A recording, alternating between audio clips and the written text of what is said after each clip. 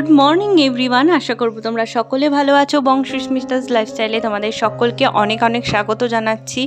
চলে এসেছি নতুন একটা ভিডিও নিয়ে। এখন বাজে সকাল 7:30। এখন থেকে তোমাদের সাথে নিয়ে আজকের ভিডিওটা শুরু করছি। আশা করব তোমাদের সকলের ভালো লাগবে।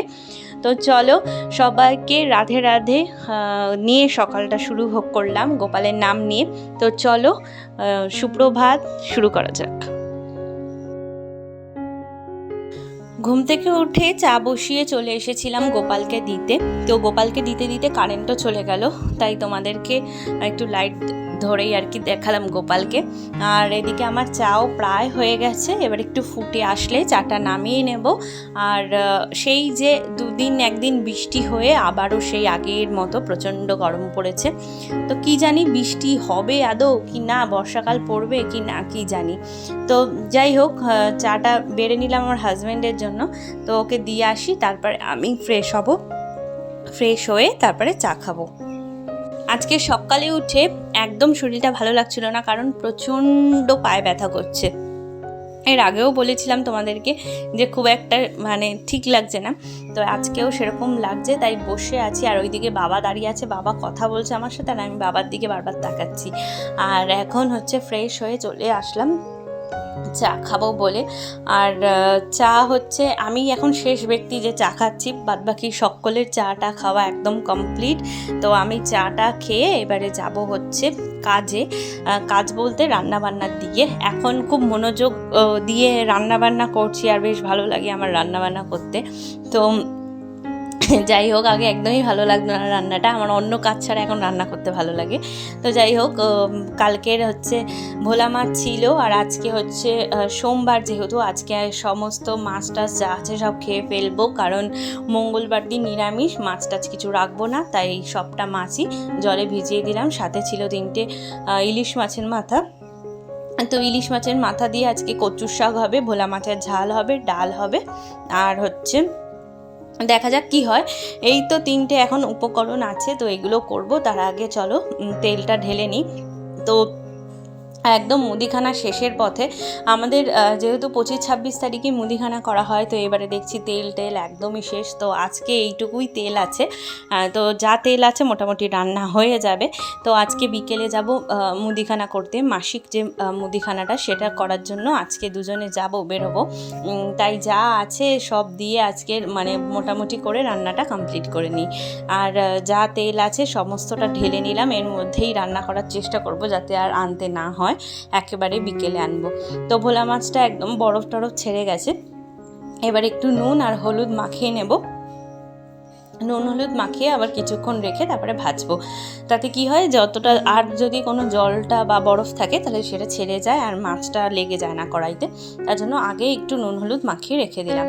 আর নুন হলুদ মাখিয়ে রাখলেও মাছ ভাজাটাও সুন্দর হয়, যার জন্য একটু আগে থেকেই নুন হলুদটা মাখিয়ে নিলাম। এবারে এক এক করে হচ্ছে রান্না বসাবো।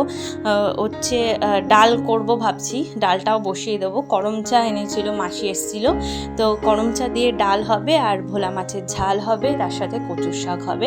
আর আমি একে একে এখানে সমস্তটা এগিয়ে দেবো। আর যেহেতু ভোলা মাছের ঝাল হবে, তাই আমিই করে নিতে পারবো ভোলা মাছের ঝালটা। আজকে আর মাকে দেবো না, আমি নিজে করে নেব। আর মা খালি কচুর শাকটা করবে, আর তার সাথে ভাত করবে উনানে। তো চলো মাছটা একে একে ছেড়ে দিই। মাছটা ভাজা বসিয়ে দিয়েছি হোক, আর ওইদিকে মা হচ্ছে ভাত বসিয়ে দিচ্ছে উনানে। আর ওয়েদারটা একটুখানি মেঘমেঘ করছে, আবার কিছুক্ষণ পর আবার রোদ উঠছে, আর গরম তো সেই পরিমাণ। আর মা গেছিলো কচুর শাক আনতে ভোরবেলা উঠে, তো আজকে জমিয়ে কচুর শাক খাবো, এই হচ্ছে আজকের প্ল্যান। তো চলো এবার সংসারের কাজবাজ করি। আর টুকটাক বাসন টাসন বুলটি দিয়ে মেজে দিচ্ছে যা হয়েছিল। আর আমি এদিকে রান্নার দিকে চলে এলাম। তো আমার মাছ ভাজা হয়ে গেছে প্রায়, আরও 4টে মাছ ভেজে নেব, তাহলেই হয়ে যাবে। তারপরে হচ্ছে মাছ ভাজতে ভাজতে হচ্ছে মাছের যে মশলাটা লাগবে সেটা আমি করে নেব। এখানে সর্ষে, টমেটো, তার সাথে কাঁচা লঙ্কা আমি পেস্ট করে নিয়েছি। আজকে পোস্ত দিইনি, খালি সর্ষে দিয়েই করব। আর এবার একটু জল দিয়ে মশলাটাকে ছেঁকে নেব। আমরা সর্ষে কিন্তু ছেঁকেই খাই, একেবারে সেই পেস্টটা দিয়ে দিই না। পেস্টটা দিয়ে দিলে কি হয়, বেশি গ্যাস করে। আর যদি মানে ছেঁকে দিই, ব্যাপারটা যে গ্রেভিটা হয় সেটাও খুব সুন্দর একটা স্মুথ গ্রেভি হয়, ভালো লাগে। আর এখানে একা একাই কটা নোটে শাকের ডাঁটা হয়েছিল, এর আগে মা তুলে খেয়েছে। আর হচ্ছে এই কটা ডাঁটা আছে, তো মা বললো কি করমচার ডাল করতে হবে না, এই ডাঁটা দিয়ে আজকে ডাল করব রাঁধুনি ফোড়ন দিয়ে, কারণ অনেক লেবু আছে, লেবুগুলো নষ্ট হচ্ছে, তার জন্য লেবু খাবো বলে হচ্ছে ডালের আইটেম আর কি চেঞ্জ হয়ে গেল, করমচার বদলে ডাঁটা চলে আসলো। তো মা এগুলোকে এখন কেটে দেবে। আর একা একাই ডাঁটাগুলো হয়েছে, হয়তো অনেক সময় ডাঁটা আনা হতো, তার হয়তো বীজ টিচ পড়ে হতে পারে। আর এদিকে আমার মাছের ঝাল আমি চাপিয়ে দিয়েছি, অনেকবার তোমাদের সাথে ভোলা মাছের ঝোলের রেসিপি শেয়ার করেছি, তাই আজকে আর ডিটেলসে করলাম না। তো মাছের ঝাল একদম রেডি, অল্প একটু ধনেপাতা দিয়ে নামিয়ে নিয়েছি। আমি কিন্তু এখানে বিলেতি যে ধনেপাতাগুলো হয় সেটা দিয়েছি, আমি কিন্তু এমনি ধনেপাতা পাইনি। তো একদম দেখো, দেখতে কিন্তু বেশ লাগছে, দেখা যাক খেতে কেমন হয়। আর এদিকে ইলিশ মাছ ভাজাটা নুন হলুদ মাখিয়ে ইলিশ মাছটা আমি ভেজে দিচ্ছি, আর মা ওদিকে হচ্ছে উনুনে কচুর শাকটা করবে। তো আজকের দিনটা ছিল একটা, বলতে পারো আমার কাছে খুবই একটা হ্যাট্রিক দিন, কারণ আজকে ভীষণ চাপ গেছে। আর দুদিন ধরে ভূমির দুষ্টামিটা একটু বেশি বেড়ে গেছে, কেন কি জানি, হঠাৎ হঠাৎ ও একটু শান্ত হয়ে যায়, আবার হঠাৎ হঠাৎ ভীষণ দুষ্টমি করে, হয়তো বাচ্চারা এরকমই করে থাকে। আমার যেহেতু প্রথমবার এক্সপিরিয়েন্স, তাই হয়তো আমার এরকম মাঝে মাঝে একটু লাগে।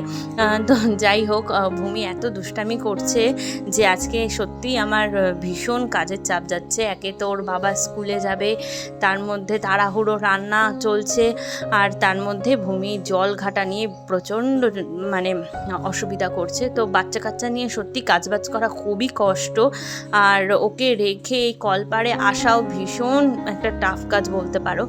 আর এই জন্য আমি চেষ্টা করি ও ওঠার আগে আমি সমস্তটা সেরে রাখি, যাতে ও জলটা না ঘাটা বেশি হয়, প্রচণ্ড পরিমাণে জল ঘাটে। একবার যদি এই কলপাড়ে চলে আসে, ওকে নিয়ে কিন্তু আর যাওয়া যায় না। আর গোপাল যে রোজকারের জামা কাপড়গুলো পরে, আমি চেষ্টা করি এখন মাঝে মাঝেই ওইগুলোকে ধুয়ে দেওয়ার, যাতে জামাগুলোকে মানে নোংরা না লাগে, জামাগুলো তো নাহলে নোংরা হয়ে যায়। তাই আমি মাঝে মাঝেই চেষ্টা করি, আগে সপ্তাহে একদিন ধুয়ে দিতাম, এখন অল্প অল্প করে রোজকার জামা কাপড়টা এভাবে ধুয়ে দিই। তো গোপালের জামা কাপড় ধুয়ে মেলা টেলা হয়ে ঠাকুরের বাসন টাসন মেজে আমি চলে এলাম আমার জামা কাপড় কাচার প্রক্রিয়াতে, যেটা কিনা আমার মানে প্রত্যেক দিনের একটা কাজ, যেটা কিনা আমার করতে হয় সে আমি যদি মানে ভীষণ অসুস্থ থাকি, তাও এই কাজটা আমার থাকবেই। তো করে এসে কাছাকাছি করে এসে চলে এলাম ছাদে, অসম্ভব রোদের তাপ, আর সেমনি ছাদটা গরম। তো আমার যেহেতু পায়ে ব্যথা, তাই আমি আর জুতো পরিনি, যাতে গোড়ালিটা একটু ছাদের গরমে সেক দেওয়া হয়ে যায়, তার জন্যই খালি পায়ে হাঁটছি। আর খুব ভালো ছাদে এভাবে কিন্তু গোড়ালি টোড়ালি ব্যথা হলে দাঁড়িয়ে থাকলে কিন্তু ভীষণ ভালো হয়, কিন্তু একদম ট্যান পড়ে তো পুরো কালো ছাই হয়ে যাবো, এর জন্য চলে এসেছি নিচে। তো যাই হোক, এখন বিছনাটা তোলার পালা। আর ঘুম থেকে ওঠার পর আমি প্রায় 1 ঘন্টা পর আজকে এসেছি বিছনা গোছাতে। মানে ভূমি উঠে যে এমন দুষ্টামি আরম্ভ করেছে, সারা জল নিয়ে সারা ঘর দৌড় ছেটাচ্ছে। তো সত্যিই দুষ্টু বাচ্চা থাকলে সংসারের কাজ কিন্তু পরিপাটি করে খুব একটা করা হয়ে ওঠে না। আমি আজকে কোনো রকমভাবেই বিছনাটা তুলে ওকে খাওয়াতে বসবো, এখনও মেয়েটাকে খাওয়াতে বসতে পারিনি। আর আমার এত টায়ার্ড লাগছে এই সময়টা, আমি কিছুক্ষণ বসে আছি চুপ করে, এতটা টায়ার্ড লাগছে আমি তোমাদের কি বলবো। আর যেহেতু পায়ে ভীষণ ব্যথা, এর জন্য আরও শরীরটা ভালো লাগছে না, একদমই খারাপ লাগছে। তো কিছুক্ষণ বসে থাকার পর ভাবলাম যে না, তাড়াতাড়ি করতে হবে, কারণ আমার কাজ আমাকেই করতে হবে, আমার কাজ কিন্তু আর অন্য কেউ এসে এক ফোঁটাও করবে না। তো ওর বাবাও না ইভেন, কারণ ওর বাবাও মানে ওর কাজে ব্যস্ত থাকে, তার জন্য ওর বাবাও আমার কাজ খুব একটা এখন বেশি একদমই করতে পারে না, যার জন্য নিজের কাজ আমাকে নিজেই করতে হয়। আর আমার এই জিনিসটা খুবই অভ্যাস আছে যে আমি নিজের কাজ সবসময় নিজেই করার চেষ্টা করি। আর এখানে ভূমির খাবার আর আমার খাবার নিয়ে চলে এসেছি, আর বিছানার চাদরটাতে মেয়ে এত জল ফেলেছে যে না তুললেই হবে না। আর তারপর চলে এলাম আমাদের কাঁঠাল গাছের দিকে। সবার তো দেখছি কাঁঠাল খাওয়া শুরু হয়ে গেছে, আমাদের কাঁঠাল তো পাকছেই না। তো দেখলাম বোটার থেকে একটু কাঁঠালটা ফেটে গেছে, তো দেখা যাক কদিন রোদে দিয়ে যদি কাঁঠালটা পাকে আর খাওয়া যায়, তার জন্য এই বড় কাঁঠালটা পেড়ে ফেলা হলো আজকে। আর আজকের ভিডিওটা বন্ধুরা এই পর্যন্তই। ভালো লাগলে লাইক শেয়ার সাবস্ক্রাইব অবশ্যই করো, তোমরা পাশে থেকো, তাহলে এগিয়ে যেতে অনেকটা মোটিভেটেড হই। বাই, ভালো থেকো, সুস্থ থেকো।